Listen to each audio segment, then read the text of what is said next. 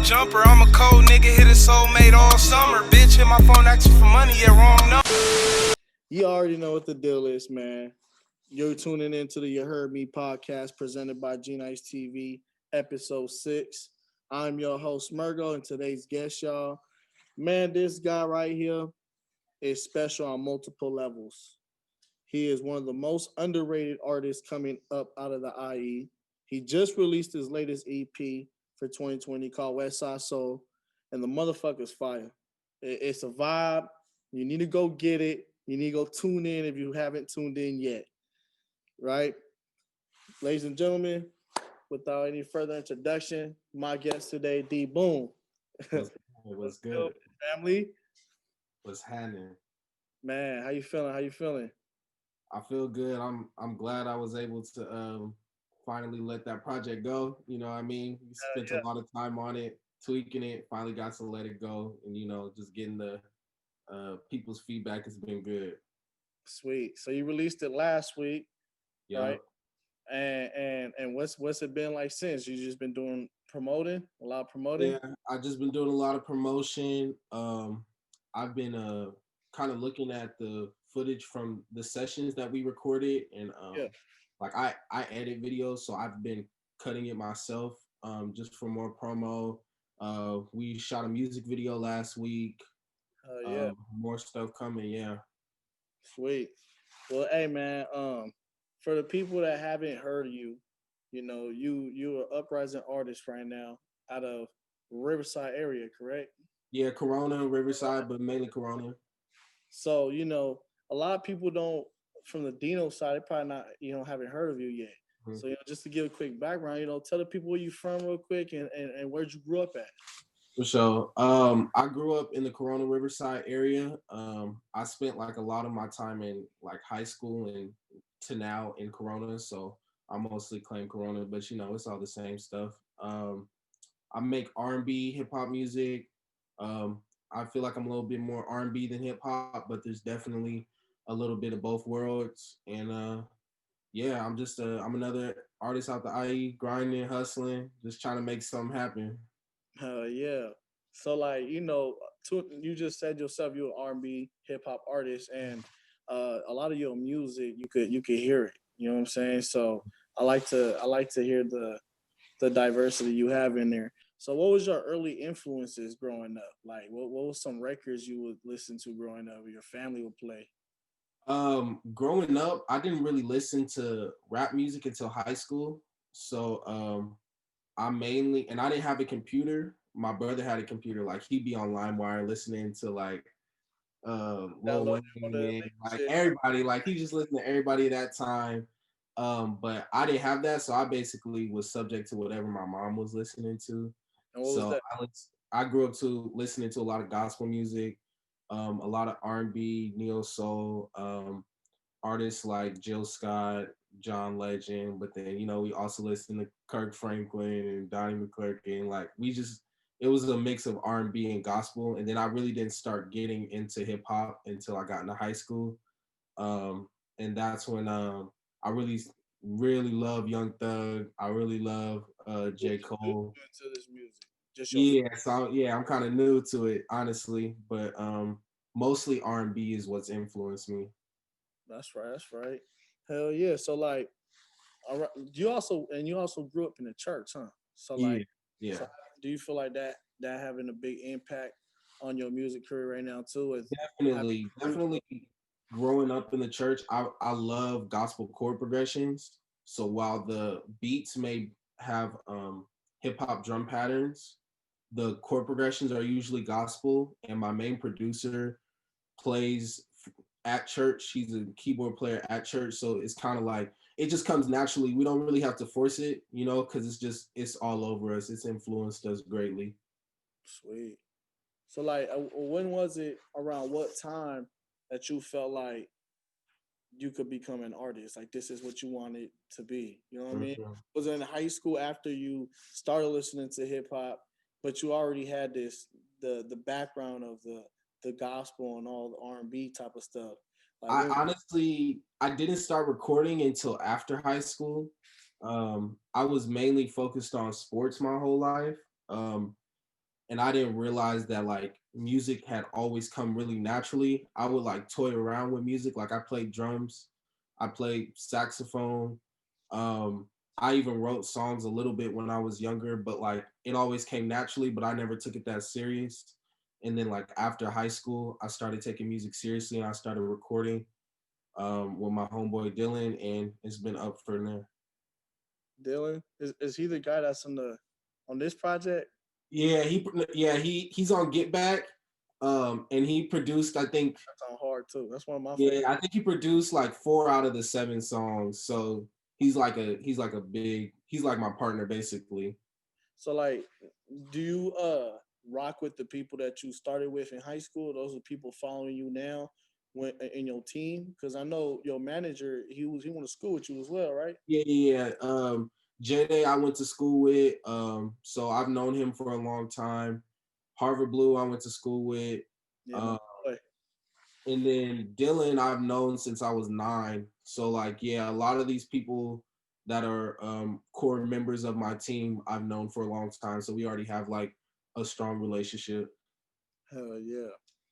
So the EP, dog, West Yeah. Side Soul. Explain the work that went behind this project. I know you've been working on this from since like maybe a year ago. I want to say when I first reached out to you to do the point of view documentary, you was already working on an album. It was an Mhm. album mode.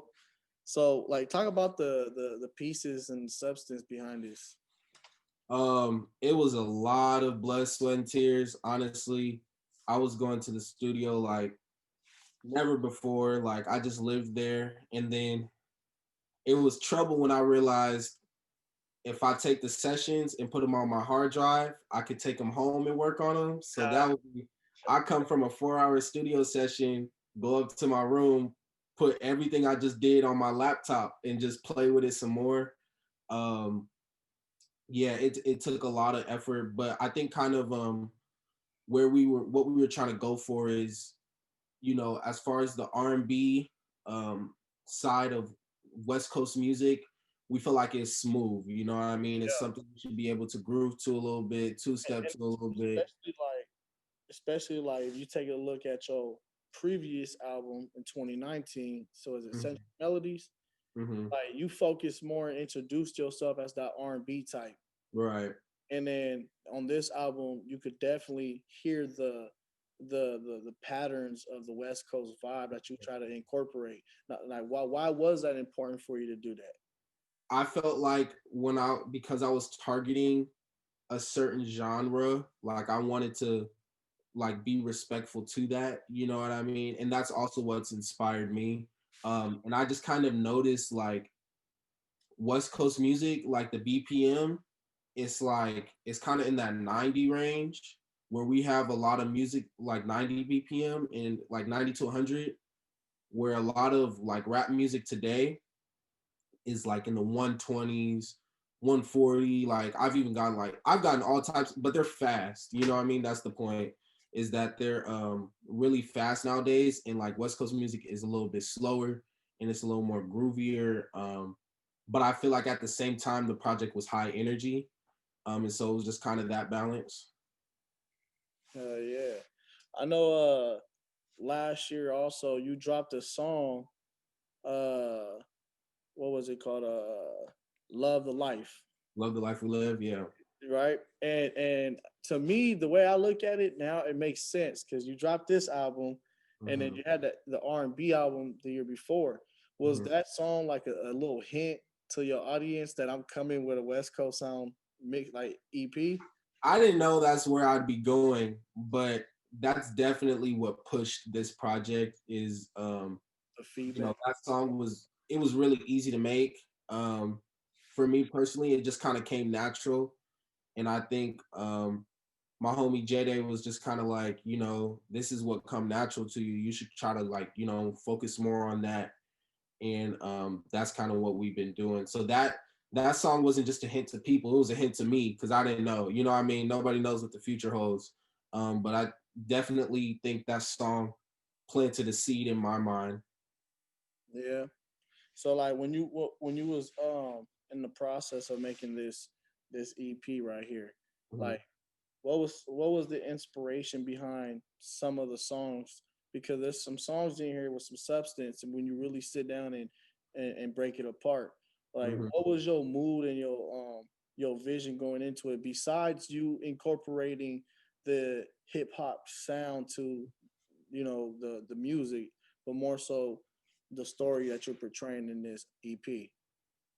Well, I think I was trying to at first be like certain artists, and I don't know why I haven't learned yet. I'll always fail if I do that. And so like I was looking around at the West Coast R&B scene, and even though it's not, people don't really look at it as R&B, but I think of people like Bino and Blast and Yeah, Galen and Asia.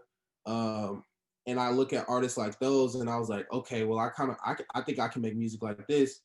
And I failed, but I succeeded at the same time. Because I don't think any of those songs sound like them, but originally that's kind of what I was going for.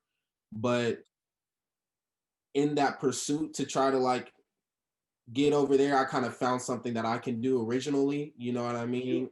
It's your sound. It's Yeah, it's straight I up. found me, and yeah, so I wasn't really able to um, do what I set out to do, but I was able to do something better, which was good. And so that kind of inspired like the Move With You, that song, that specific beat. I asked my homie Leak the guy, he's a producer.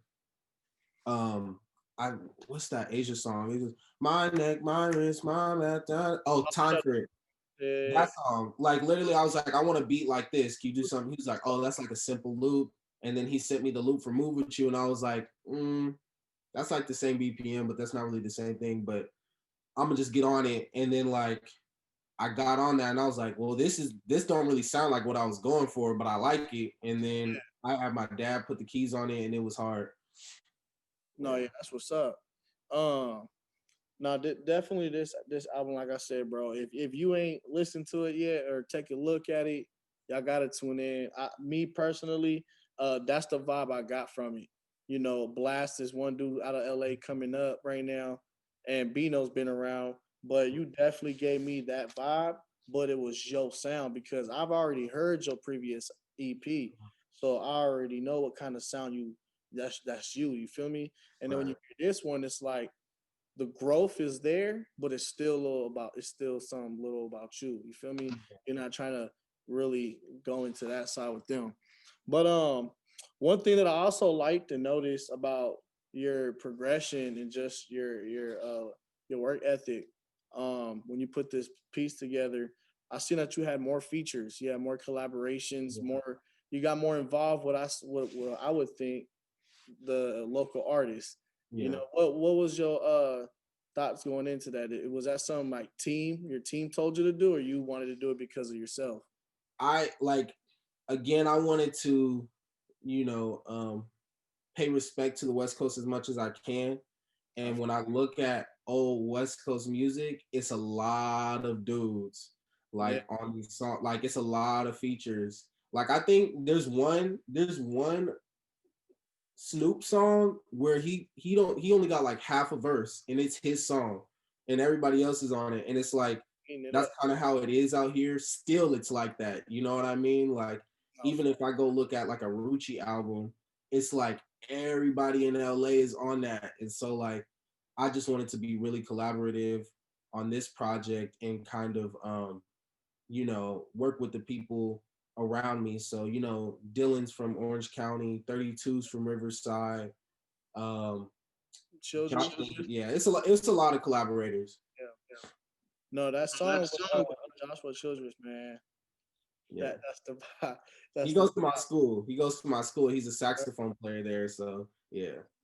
Hey, I'm pretty sure this the question everybody wants to know too is how did you get the Mozzy feature? How did that come about? We when I made that song with Harvard Shout Blue, out to Harvard Blue too, by the way. He yeah, snapped on that motherfucker too. yeah, he did his thing. I was really proud. When we made that song, I was like, he was kind of like, we were kind of on the same page, and as far as like the singing type thing, Yeah. excuse me. And after, I was like, okay, this beat is really hard, and I think we both did our thing, but it needs a rapper. And so I was like, I'm trying to think of like rappers. I'm like, ooh, Mozzy would kill this. And we couldn't think of nobody better for the track. And like we had like a list of people we were gonna ask just in case, we couldn't get Mozzy because like he's a big deal, right? Yeah. Um, but we worked on the song. We wanted to make sure that it was tight. You know what I mean? Like we wanted to make sure it was as close to perfect as we could be. And I think we had maybe like 3 sessions over a couple of months before we even asked. Y'all went in the studio together? Yeah. Oh yeah. No, me and Harvard Blue, not me and Mozzy, not me and Mozzy, me and Harvard Blue. I No, was gonna say, no, you went to no, that would be hard though. Hey, Yeah, no. but hey, how was that studio session though with Harvard Blue? How was Oh, that vibe when y'all created that song? I didn't. So that was the first song made for West Side Soul. I had no idea. Dylan just he sent me that beat, and I had a studio session that day, and I was like, okay, I think I'll record to this. And that's usually how the great songs go, is you just don't see them Yeah. coming. And I was like, bro, you want to get on this? He was like, yup. And we recorded it. And then a couple months later, we emailed Mozzy's A&R, and he fucked with the song. And then Mozzy liked it, so it was gravy from there. They sent it back in like, I don't know, like a week, I think. Like it was quick. That's hard, dude. Yeah, super. So that's just a dope ass story, bro. Cause Mozzie's just from the Bay. He from the West Coast. Yeah, Everybody look at him like he just that dude. he is that guy, and he's consistent. That's why I wanted him. Like he did his thing. Like he put in a lot of effort. He didn't really need to do all that. You feel me? But like he did. Hell yeah, Mozzie. Yeah, you feel me? He did his thing. Hell yeah, but so we talking about rosters in the Inland Empire. You talking about how there's a lot of West Coast dudes in IE, right?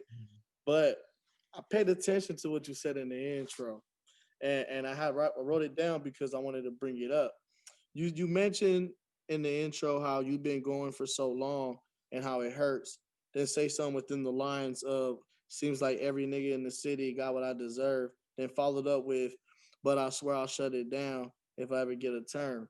Mm-hmm. So are you referring to like all these motherfuckers in the city? Like just know like don't be trying to play me. I'm up there too.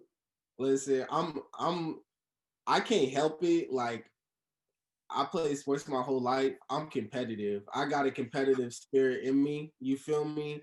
And so when I make my music, I just want to shut everything down and just I want people to hear it, and I want them to be like, oh wait, no, hold on, he's in a different category. You feel me? Like he not doing what everybody else doing. And when I wrote that, I was just thinking about like I hate and I like to see people succeed, right? And I want the whole IE to succeed. But I hate when people who aren't good are representing the IE. You feel me? And it's kind of like, and it's just frustrating. And that's just that's just how I feel. It's just frustrating for me to know, I'm putting all this time and effort to make sure my music is exceptional. And there's people who don't even care about this music. And And it's they like put out sloppy work. And that's what's being worshipped. You feel me? And so that's why I said, like if I ever get a turn, if the spotlight's ever on me, I'm prepared. You feel me? Like I'm going to shut it down. Like I'm already ready with that shit. Yeah, exactly. No, but hey, that's what's up, bro. But is there any other like artists in the city that you would want to collaborate with? I mean, I love making music. Like I've already told people like I don't even charge for features. Like if you send me a song, I'm gonna get on it because I like doing that. You feel me? Right. So like honestly, there's one I want to get with LA Deuce. Yeah, he hard. He hard, and we've already we've had some conversations. I don't know, do the damn thing, but yeah, he doing his shit too. He's crazy. You feel me? Like I want to work with him. But I want to work with everybody, honestly. Like I just I love making music. I love seeing what because the thing is, what makes every artist different is they hear a beat and they hear something totally different than what you hear. And so when you approach it, you're like, oh, that's what you thought about doing? I thought about doing this. And it's just cool to come together like that. So I can think of three motherfuckers in the city right now that I feel like you should collaborate with. That's fire right now. I mean, Rogers, right? Jay Anderson, and I'm probably you probably already chill with him. Tyrant from 4L, Pump Fake. Oh, okay, yeah. I've heard of him. Yeah. I love it, man. I love making music. I love working with other people. So like, I'm totally open to everything. Yeah, but hey, man. So I just want to bring up another thing real quick. You're versatile as fuck. I seen that Juliana song you did. Yeah. Yeah. Who brought that idea to you? Was that something that you wanted to do, or J-Day again? He kind of pushes the sound, and kind of like adds his opinion as far as like where he thinks I should go. He was like, I think you could do something like this, and so I don't even know who produced that track, but J-Day found him, and he produced a couple of tracks for us, and that one stuck out to me. And I was literally, he was like, I think you could do this. I was like, okay, I'll come up with something. And I was literally, I was in the car with somebody in the backseat was watching a TikTok, and it was like Roxanne. And I was like, I want to make a song with a name on it. And so like the girl that was in the car with me, I was like, give me some girl names. And she was like, oh, this name. And then my roommate's name is Juliana. And I was like, ooh, Juliana's a good one. So I was like, I'm gonna just make a song called Juliana. And then Juliana. Yeah, that motherfucker go. Hey, and the cool thing about that is that you're showing your versatility on different tracks, different genres, bro. Mm-hmm. Like, not too many motherfuckers can get on a reggaeton beat or song and the song still be fired all the way through. You feel what I'm saying? Like, there'd be a lot of reggaeton songs and a hip hop artist will punch in and it just like, you could just hear a total new shift to the song. Mm-hmm. But your shit was steady all the way. You know what I mean? So that just shows the type of like artistry you have. You know what I'm saying? So keep doing your thing, bro. You're gonna continue to do great things out here, bro. The EP's out, right? It's you want to tell the people where it's streaming on?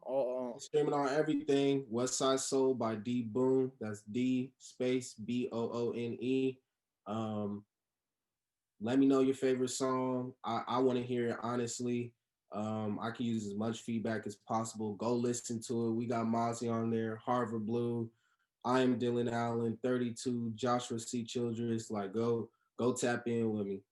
Yeah, and tell them where they can find you at on social media and all that. On Instagram and Twitter, my @ is XDBooneX. That's XDBOONEX. Sweet. Hey, and we got visuals on the way. You got visuals on the way? I got a video coming out soon for Move With You. So I think that's going to be a little vibe. Hell yeah. But hey, well, I just want to say thank you, bro, for, giving me the opportunity to interview you today. You know what I'm saying? Taking time out your day. I know we're in the 2-hour difference. You know what I'm saying? You're down there in California, Minnesota right now, in the motherfucking library. On campus. But hey, well, thank you, man, for your time today. Much appreciated. That concludes another episode of the You Heard Me podcast presented by G Nice TV. You can catch this episode and many more on all streaming platforms.